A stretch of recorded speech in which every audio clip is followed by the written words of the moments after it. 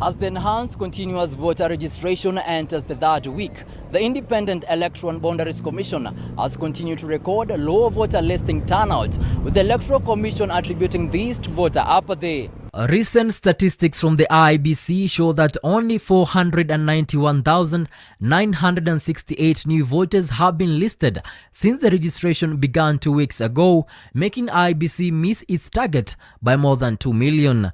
In Nairobi, IEBC registered 43,137 voters against its target of 366,284, while Nakuru County IEBC, which targeted to register 152,692, managed to only register 19,694 people, which accounts for 13%.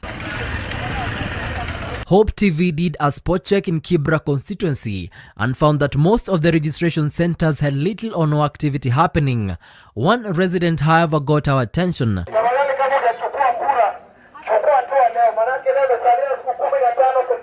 Kefa Okoyo, also known as Mzee wa Kijiji, was going round the streets urging Kenyans to go and register as voters.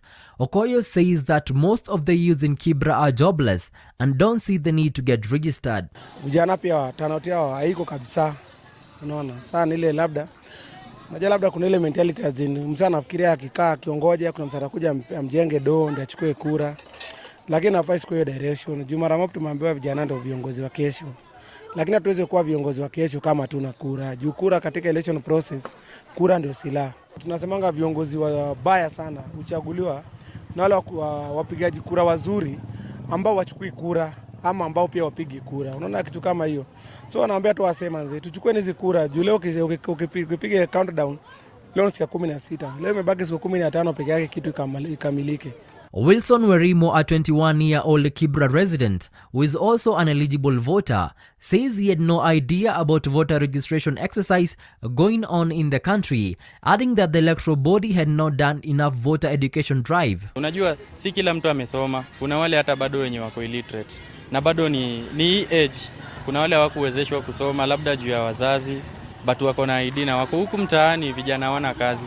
So na kijana mwenye ana kazi yoyote hata atashughulika atasema polling station niende wapi na huko hakuna pesa. The IEBC office is not connected to the ID issues, and that has been my issue now. I have not registered because of that. The office down there in Huduma Center said me 1 month, and it's 2 weeks now remaining for the registration of the voters to end. And they are saying there are no extension whatsoever this time around.